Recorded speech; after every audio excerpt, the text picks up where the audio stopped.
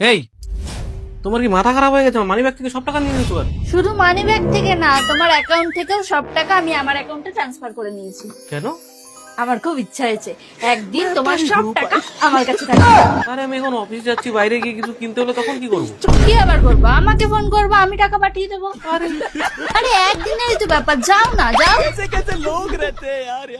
A few moments later. বলো।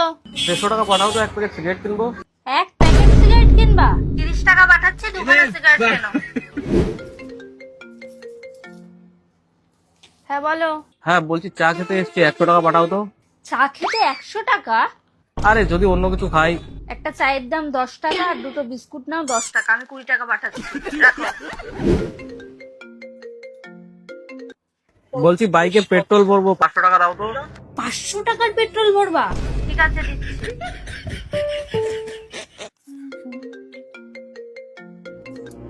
Hello. বলছি একটা কোল্ড ড্রিঙ্কস নেবো, 30 টাকা পাঠাও তো। ঠিক আছে, পাঠাচ্ছি। এই তুমি চলে এসছো? দাঁড়া, জল। জল পরে, আগে আমার টাকা দাও তো। অসহ্য লেগে যাচ্ছে আমার, যা করতে যাচ্ছি, যা কিছু কিনতে যাচ্ছি, সব সময় ভিখারির মতন টাকা চাওয়া লাগছে। টাকা দাও তো আমার। হয়ে গেল? একদিনেই হয়ে গেল? তাহলে ভাবো আমার কেমন লাগে। প্রতিটা মুহূর্তে প্রতিটা জিনিস কেনার জন্য আমার তোমার কাছে ভিক্ষা করা লাগে, তার উপর আবার তোমার কথা শোনাও লাগে। আসলে আমি তোমাকে বোঝাতে চেয়েছিলাম যে আমাদের বউদের কেমন লাগে প্রতিটা মুহূর্তে তোমাদের সামনে হাত পা। নাও তোমাকে।